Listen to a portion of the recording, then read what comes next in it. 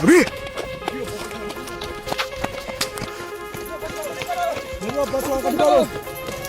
Seorang sopir truk menjadi korban penembakan oleh kelompok yang diduga anggota separatis OPM di Kabupaten Yahukimo.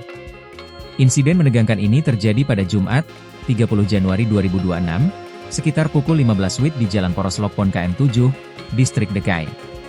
Korban, Jani Trio Mayaut, 42, warga Jalan Jenderal Sudirman KM1, Dekai, yang bekerja sebagai karyawan swasta, sedang mengemudikan truk box dari Lokpon menuju kota Dekai. Menurut keterangan korban dan saksi mata, tiba-tiba terdengar sekitar 5 kali tembakan dari sisi kanan jalan. Salah satu peluru mengenai lengan kanan atas Jani. Meski kesakitan, korban tetap menekan pedal gas dan melaju menuju Dekai untuk menyelamatkan diri. Saat ini, Jani mendapatkan perawatan intensif di RSUD Dekai. Kondisinya dilaporkan sadar dan stabil setelah tim medis menangani luka tembaknya. Truk box yang dikemudikannya juga mengalami kerusakan, dengan bekas lubang peluru terlihat jelas di bodi kendaraan. Saksi di lokasi menyebut melihat beberapa orang bersenjata di pinggir jalan sebelum melarikan diri ke arah hutan. Laporan warga diterima aparat sekitar pukul 15.20 WIB, yang langsung memicu respons cepat dari petugas.